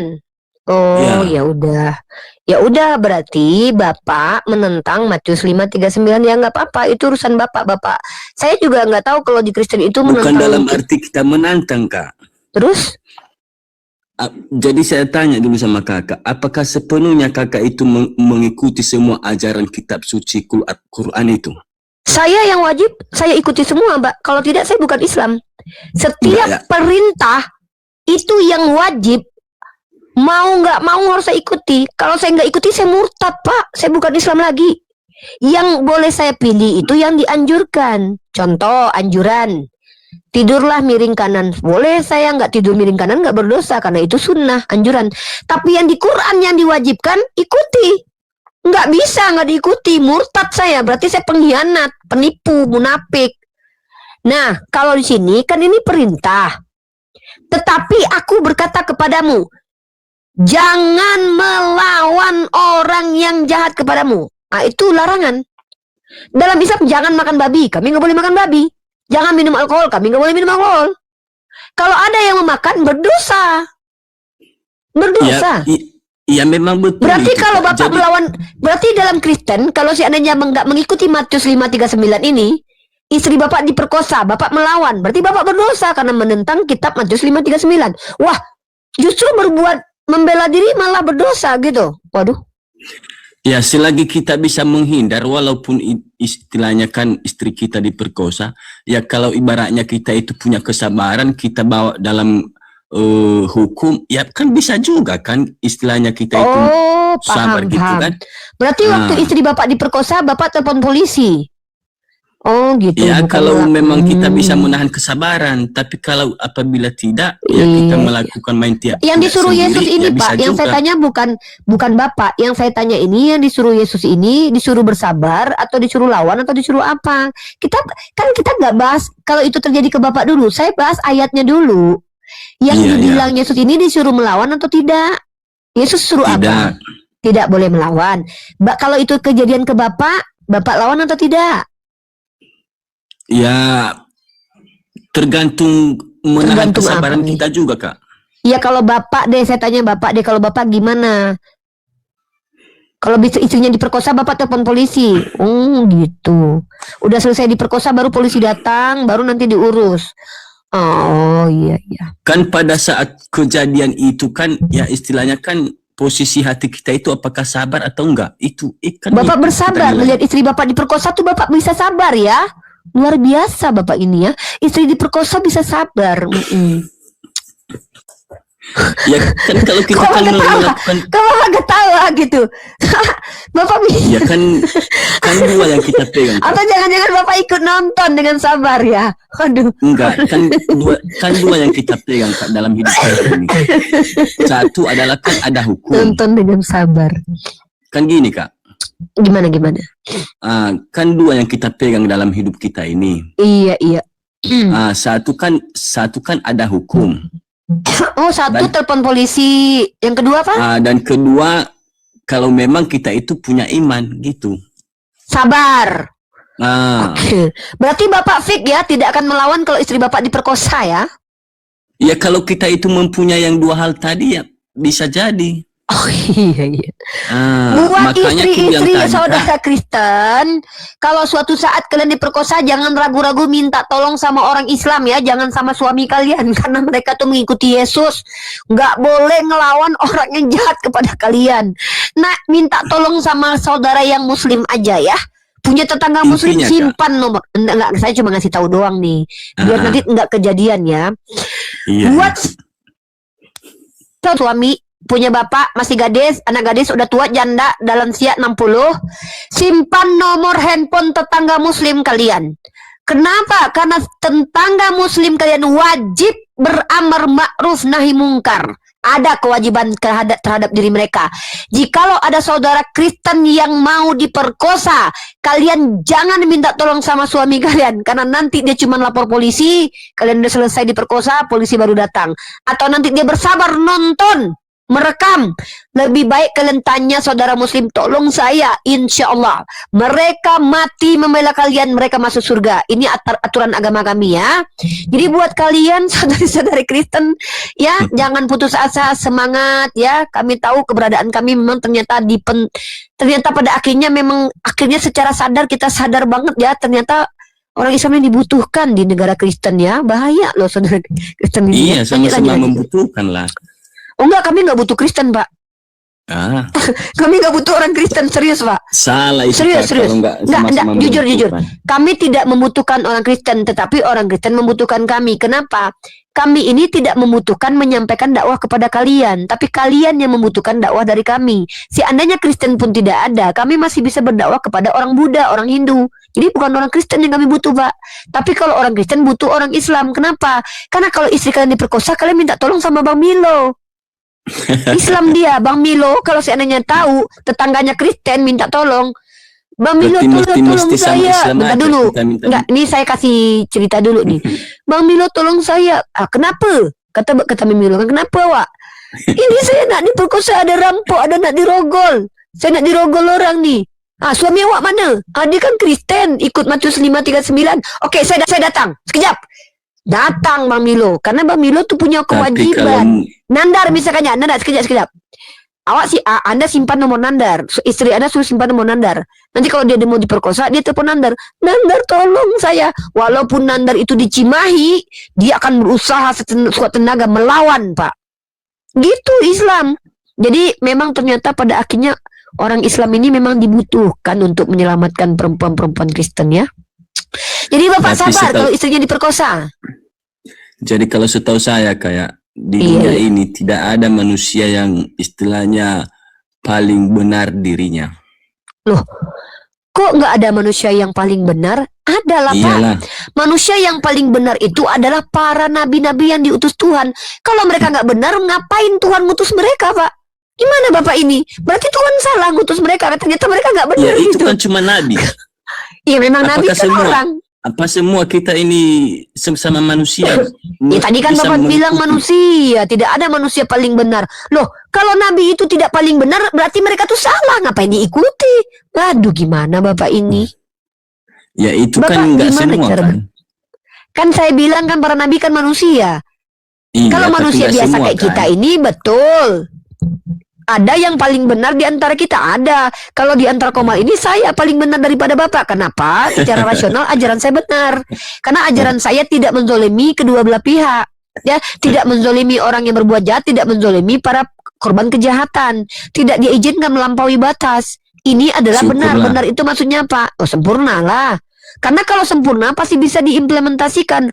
Faktanya di negara manapun mana ada orang pemerkosa yang tidak yang dibiarkan? Gak ada. Ajaran yang tidak benar, Pak, pasti tidak bisa dijalani oleh manusia. Itu nggak benar ajarannya karena tidak sesuai natur. Ya, ajaran yang tidak sesuai natur itu tidak mungkin datang dari Tuhan, pasti datang dari si jahat. Karena nggak mungkin Tuhan mengajarkan ajaran kepada manusia tapi nggak bisa diikuti oleh manusia. Ngapain Tuhan kayak gitu? Yang namanya Tuhan ketika memberikan pengajaran kepada manusia pasti mengikuti kondisi manusianya. Kalau Tuhan memberikan pengajaran kepada manusia tapi ternyata nggak bisa diikuti oleh manusia, berarti Tuhannya biadab. Iya, kejam. tapi kan apa sepenuhnya itu, Kak? Apanya yang sepenuhnya, Pak? Apa sepenuhnya kita itu bisa mengikuti ajaran itu yang sudah tertulis? Ya kalau saya wajib ikuti, saya kan makanya kalau ikut agama tertentu jangan munafik. Contoh, katanya Bapak Kristen. Itu sudah sepenuhnya mengikutinya, berarti yang wajib sudah. Berarti kakak itu udah termasuk nabi lah. Bukanlah. Nabi itu beda dengan saya. Nabi itu akhlaknya sempurna. Nabi itu mereka terjaga. Saya tidak terjaga karena saya. Bapak ngerti nggak? Bapak di sini ini diskusi kita bukan bicara perilaku manusia. Kita bicara tentang solusi dalam beragama, hukum dalam beragama. Nah, kalau Bapak mau menghakimi saya tidak layak. Kenapa agama kita beda? Dalam kaidah berpikir agama Bapak, ya maaf nih, semua nabi itu biadab dan bejat. Jadi kita sudah berbeda nih porsinya. Dalam agama saya, nabi-nabi adalah orang terpilih, orang-orang yang terjaga karena dipilih Tuhan. Betul itu, Kak. Nah, jadi kita jangan kenapa nabi itu terpilih dan dia itu sempurna? Karena dia itu kok sempurna? Karena nabi di kitab Bapak itu bejat. Siapa bilang nabi di kitab Bapak sempurna? Hosea memperanakkan anak-anak sundal, Daud ngambil bini orang, Abraham itu poligami bahkan menelantarkan istrinya yang adalah budaknya. Bejat-bejat nabi digambarkan dalam kitab Bapak. Dalam kitab kami, dalam kitab Islam baru nabi-nabi itu sifatnya sempurna, akhlaknya mulia karena mereka orang-orang pilihan Tuhan yang dijaga oleh Allah Subhanahu wa taala. Di kitab Bapak rata-rata tokoh-tokoh kitabnya bejat-bejat kelakuannya. Nenek moyang Yesus rata-rata bejat kelakuannya. Daud ngambil bini orang padahal dia nabi. Abraham poligami terus mengirim bininya setelah punya anak ngikutin istri pertama, ditelantarin Hagar. Kedua Muhammad juga. Hosea. Nabi Muhammad nggak pernah kurang ajar. Di mana Nabi Muhammad pernah kurang ajar? Ini fitnah nih. Oh ini bahaya nih orang nih. Saya bicara ada tertulis di kitab Anda. Dalam kitab Anda Abraham disuruh Sarah untuk mengusir Hagar. Itu pun Tuhan Anda restui. Maka Abraham kemudian mengusir Hagar. Itu tertulis dalam kitab Kejadian. Nggak ada di kitab saya. Lalu di kitab Anda Daud ngambil bini orang. Kok malah fitnah Nabi saya? Anda jangan memfitnah mentang-mentang di kitab Anda nabinya cabul semua terus kok nuduh-nuduh Nabi saya. Jangan gitulah. Pakai data kalau bicara. Yang saya tanya Kak, Muhammad itu apa dia itu baik itu menikahi anak di bawah umur itu? Justru ketika Nabi Muhammad menikahi anak di bawah umur dan anak di bawah umur itu bersaksi bahwa suaminya adalah orang yang paling baik menahan hawa nafsu, berarti itu adalah laki-laki terbaik. Karena nenek moyang Tuhan Anda justru menikahi anak usia 3 tahun, Ishak. Nenek moyang Tuhan Anda Ishak, ini saya tunjukin datanya, mengawini bocil usia 3 tahun. Kalau banyak berarti istri, itu yang biadab. itu baik ya. Loh, kalau dia banyak istri dan isinya semua bahagia berarti baik. Yang kurang ajar itu ngakunya istrinya 1.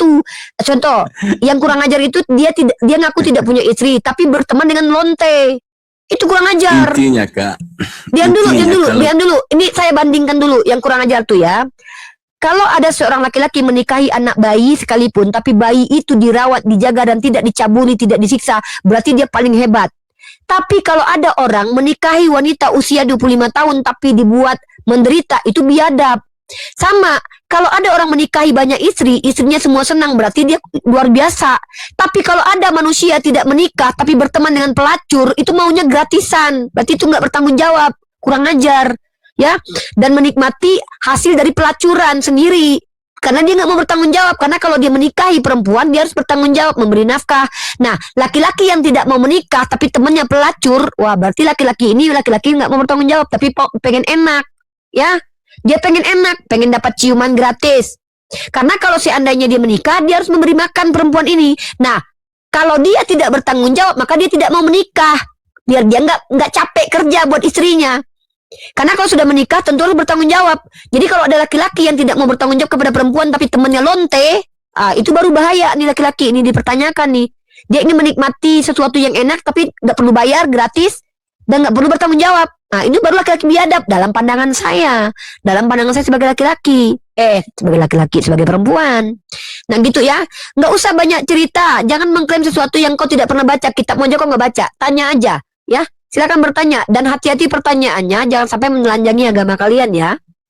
Karena saya itu tidak diajarkan apabila ditampar pipi kiri kasih kanan. Silakan bertanya aja. Teori kamu buka mic-mu, kamu bertanya saja. Dan pertanyaanmu jangan fitnah isinya ya. Karena kalau kamu memfitnah agama saya, itu hanya berbahaya bagi agamamu. Karena setiap fitnahan yang ada pada agama saya, itu ada di agamamu. Contoh, ketika kamu bertanya, memfitnah, kalau Muhammad mengawini bocil itu gimana? Baik atau tidak? Loh, setahu saya, tidak ada kitab yang memberikan standar pernikahan umur sekian-sekian di kitab manapun, kecuali di Quran. Di Quran ada, baligh. Di kitabmu nggak ada aturan pernikahan.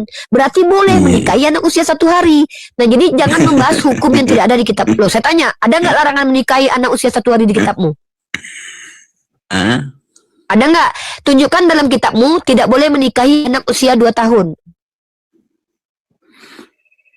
Gimana Kak? Ada tidak di kitab kamu melarang menikahi anak usia 2 tahun? Ada nggak? Ya ada lah kalau. Mana? Coba tunjukin. Ayatnya mana? Ayatnya. Mana? Saya kan nggak menghafal semua Kak. Loh, berarti kamu yang mengatakan saya yang mencarikan dalil. Hebat Ya, kali. karena saya kan nggak punya Setahu data. saya tidak ada. Setahu saya tidak ada dalam Bible itu aturan usia pernikahan. Jangankan aturan usia pernikahan, aturan menikah saja tidak ada dalam Bible karena Tuhanmu tidak menikah. Ya intinya Kak, dalam kitab suci itu kan istilahnya kan banyak menegur. Apa yang ditegur?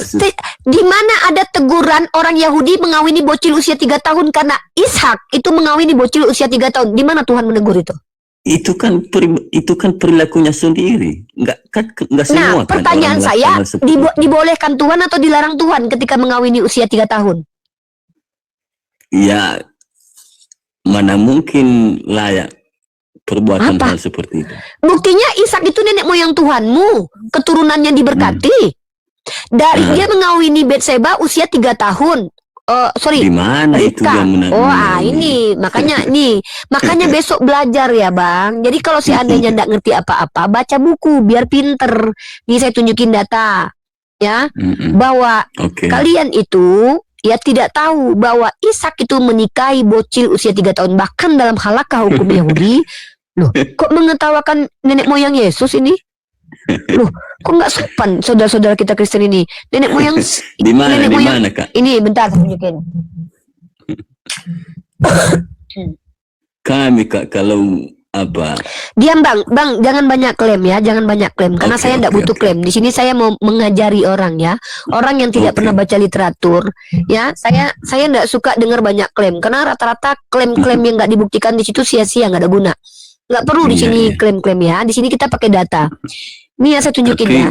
Ini adalah menurut Rashi. Rashi ini salah satu tokoh dalam keyahudian ketika menjelaskan tentang Genesis pasal 25 nomor 20 ya. Di sini dikatakan ya, dan Ishak, jadi Ishak ya. Kita lihat di sini teman-teman bisa baca ya. Jadi Ishak saat itu berumur 37 tahun. Pada masa itu ini apa? Makanya lihat saya baca. Menurut pendapat Rashi berkaitan tentang Kejadian pasal 25 ayat 20, Rashi menjelaskan bahwa Ishak di sini menikahi Ribka usianya 3 tahun tuh. 3 tahun. Tuh. Jadi nenek moyang Yesus Ribka itu siapa Kak? Nenek moyang Yesus. Dari mana Kakak tahu itu nenek moyang? Karena saya belajar, makanya ya ampun, Kristen ini parahnya.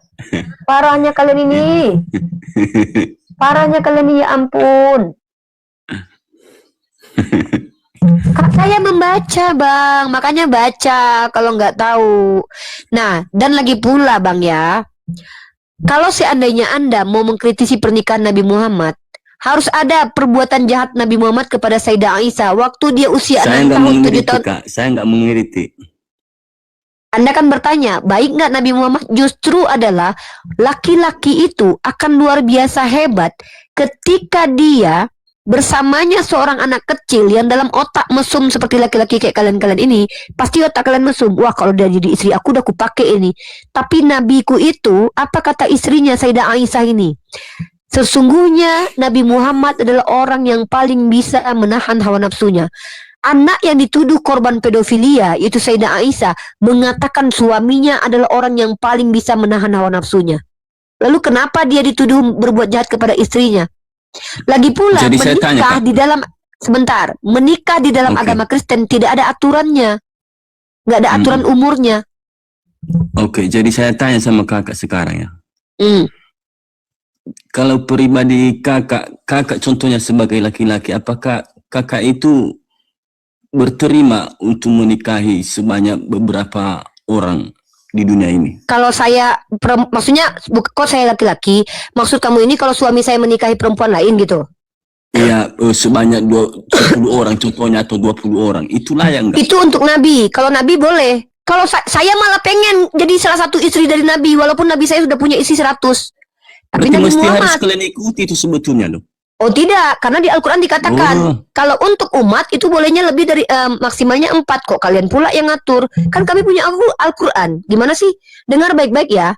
Nabi dan manusia biasa itu beda. Contoh, kau baca dalam kitabmu 2 Samuel pasal 12, Kok beda, 7 dan Kak? 8. Apa yang Ya, karena dia Nabi. itu mestinya kan harus diikuti sama Karena dia umatnya. Nabi, yang diikuti apa yang diajarkan kepada kami. Nabi kami mengajarkan bahwa manusia yang selain Nabi itu bolehnya maksimalnya 4. Kenapa? Nggak ada yang sanggup seperti Nabi. Karena mereka bukan Nabi. Nah, sekarang ini coba kau tengok. Itu juga berlaku dalam kitab perjanjian lama. Ini kutunjukkan kau ya. Dalam kitab 2 Samuel pasal 12 ya, nomor 8 ya, kutunjukkan ya. Bahkan Tuhanmu memberikan bini-bini orang kepada Daud. Bini-bini orang loh. Masih mending nabiku itu nggak ngambil bini orang.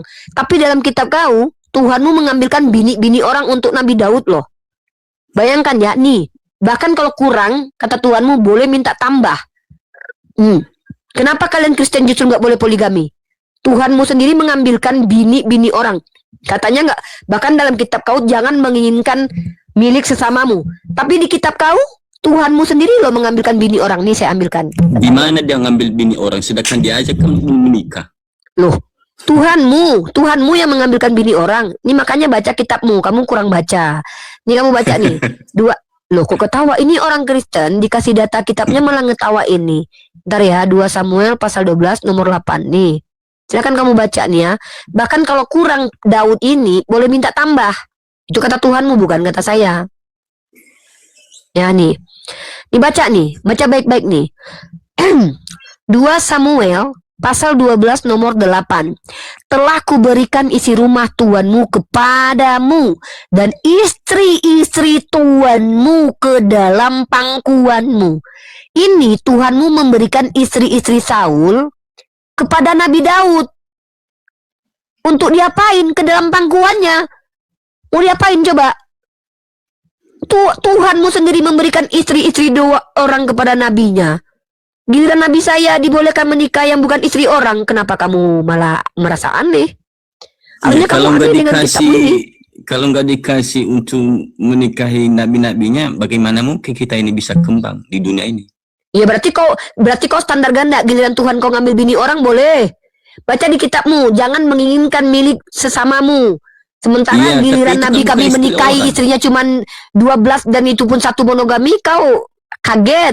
Giliran Tuhanmu ngambilin bini orang buat nabinya, kau ya gimana? Inilah kalian. Ya Inilah di mana kalian dia itu. mengambil bini orang mengasih sama Loh, nabinya?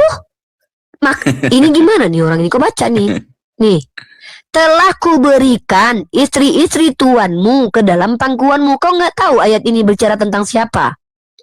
Telah kuberikan istri-istri tuanmu, dan istri-istri tuan. Makanya kau baca, telah kuberikan isi rumah tuanmu kepadamu dan istri-istri tuanmu ke dalam Pangkuanmu, Pangkuanku. kitabmu aja kau baca kau nggak tahu. Padahal ini kitabmu sendiri loh. Emang nggak baca Bible sih, pantas kau nggak ngerti, Dek. Ya baca Ini semua dulu sambungannya, jangan cuman sepas-sepas. Ya udah kau baca lah. Nah, bahkan kalau kurang bisa minta tambah lagi. Malah jeder kau di sini baca kalau baca sambungannya. Aku telah memberikan kepadamu kaum Israel dan Yehuda, dan seandainya itu belum cukup, tentu ku tambah lagi ini dan itu. Nah, jadi kalau kurang bini orang boleh minta tambah. Ya kan? Ada. Loh, kitabnya sendiri diketawain sama dia. Nah, gimana itu Tuhanmu itu ngambilin bini orang buat Nabi Daud tuh? Giliran nabiku cuma menikahi perempuan yang bukan bini orang, itu pun cuma 12. Giliran Daud itu punya gundik lagi. Bahkan beratusan itu. Nah, nabi dia di dalam kitabmu. Kenapa kau masih terima Kristen sebagai agama yang benar sementara nabinya biadab kelakuannya? Itu pun setelah diberikan bini orang, Daud ngambil bini orang masih dibiarkan oleh Tuhanmu. Sementara nabiku nggak pernah ngambil bini orang, nggak pernah selingkuh kayak si yang digambarkan dalam kitabmu itu, nabi dalam kitab kalian. Iya. Coba kau tunjukkan. Ya. Nah, bayangkanlah, inilah aku bilang lucunya kalian. Nabi-nabi di kitab kalian bahkan disuruh bersundal memperanakan anak sundal loh. Hosea pasal 1 nomor 2. Pernah baca itu? Tuhanmu lagi menyuruhnya. Peranakanlah anak-anak sundal. Itu perintah Tuhan lagi. Ini lucu. Sementara di dalam kitab kalian nabi-nabi disuruh Tuhan berzina, kalian nggak ada kekritisi kitab kalian. Tapi ketika Nabi Muhammad SAW menikahi janda, menikahi Aisyah untuk meriwayatkan, saksi-saksi yang ada di situ. Tuhanmu yang berkata di situ. Lah, menurutmu jadi jadi kitabmu ini bukan firman Tuhan sekarang? Oh, udah menolak. Iya, tapi yang banyak yang menyampaikan di situ kan saksi-saksi mata yang ada di situ. Mana ada, itu firman Tuhan yang disampaikan kepada Nabi, kepada Nathan. Ada aja kau ini. Pandai pula lah kau sekarang ngarang bebas. Kau bilang pula, emang kau saksi apa? Enggak. Salah saksi gitu. Kami Nah, kalau kau bilang memangnya saksi berarti saksinya salah gitu. Kau mau bilang, itu salah saksinya gitu. Kalau kami nggak pernah ngarang, kami sesuai dengan sejarah. Kok nggak pernah ngarang? Alkitab. Tadi aja kalian Kristen nambahi ayat kok. Kami nggak pernah ngarang. Karena kami itu pilihan Tuhan. Inilah aku bilang Tuhan bodoh yang pilih orang kayak kalian masuk surga. Kenapa kitabnya aja kalian nggak tahu? Ini aku bilang, kalau ada Tuhan milih kalian masuk surga, berarti Tuhannya bodoh. Kenapa bukan Einstein yang dipilih masuk surga pintar? Kenapa bukan si Mahatma Gandhi? Orang kayak kau yang dipilih Tuhan masuk surga. Baca kitabnya aja nggak ngerti, berarti Tuhannya agak lain. Aku kalau jadi Tuhan nggak. Kau memang siapa kau? Kau Israel. Di situ. Kau orang Israel. Di Israel. Nggak, aku tanya, kau orang Israel bukan? Ya cabangnya itulah. Cabang apa kau? Cabang Israel. Kau Israel coba. Inilah aku bilang orang Kristen ini Sesama memang umat impidi ya. kami lah istilahnya. Kok sesama umat kau? Kalian Kristen itu diludahi sama Yahudi. Mana mau Yahudi terima Tuhan kalian jadi Tuhan. Jangankan jadi Tuhan, jadi Mesia jangan diterima. Mana pernah Ya, itu Yahudi kan nggak mau semua, mendekat kan? kepada gereja? Kok nggak semua Yahudi, bahkan gara-gara Yahudi Tuhanmu mati. Kok kalian ngaku-ngaku dipilih Tuhan? Itu karena mereka tanya nggak dulu. percaya itu. Aku bilang dulu ya. Aku ya, kalau Karena mereka itu nggak kalau ada percaya. Tuhan memilih orang-orang kayak kau untuk masuk surga, aku jujur aja ya. Aku lebih baik nggak punya Tuhan, nggak apa-apa lah. Tapi ini Tuhan Ya itu kan. pilih orang. Dengarkan baik-baik teman-teman ya. Ada Tuhan memilih orang yang bahkan ketika kita tunjukkan kitabnya, jadi dia nggak tahu. Ini dipilih Tuhan masuk surga. Bukan Tapi masalah ditanya dia nggak disuruh tahu, kitabnya, dia nggak ngerti. Ini nih Bukan dia orang nggak pilihan tahu. Tuhan nih. Cuman dia kan karena nggak Ini pernah baca. kan. jadi kau ini orang pilihan Daripada- Tuhan berarti. Nggak, betul. Serius nih ya. Kau pilihan Tuhan. Berarti kau pasti masuk surga. Ya saya nggak jamin itu karena. Loh, katanya kau bergantung- pilihan Tuhan. Jadi buat apa kau dipilih Tuhan? Buat memperlihatkan kebodohan manusia gitu. Di ruang Ya publik. itu kan hanya pilihan. Tapi kalau untuk Iya, buat menjamin apa masuk kau surga dipilih? itu kan Dipilih Tuhan nggak buat mu- apa nggak bisa kau? kita itu menentukannya itu Kak. Enggak, kau dipilih Tuhan buat apa, Dek? Ya buat untuk melakukan kebaikan. Kebaikan apa yang kau lakukan? Bini kau diperkosa aja kau nggak boleh lawan. Ya itu kan bergantung orangnya juga. Bergantung apa kesabaran yang kita bergantung? juga. Apa yang tergantung itu? Yesus pernah mati tergantung di tiang salib dan terkutuk di Galatia pasal 3:13. Ya, itu kan dia terima kan karena dia punya kesabaran. Bukan dia terima, dia nggak terima. Kalau diterima nggak mungkin dia bilang Eli Eli lama sabaktani. Kalau diterima dia nggak mungkin bilang Bapakku Bapakku Allahku Allahku kenapa kau tinggalkan aku. Diterima ya diam aja lah. Ini bukti dia nggak terima, makanya dia bilang begitu. Kalian yang terima karena kalian yang merasa tertebus. Pertanyaanku, kau dipilih Tuhan buat apa? Menyampaikan kebaikan yang mana? Astagfirullah. Udah. Mending masak aja ya, minum obat cacing tidur ya dek ya, di bawah aja ya dek ya. Ya, minum obat cacing ya dek ya. Bahaya dek. Makin hancur Kristen dek, muncul danau baru lagi nanti dek. Orang pilihan Tuhan dia.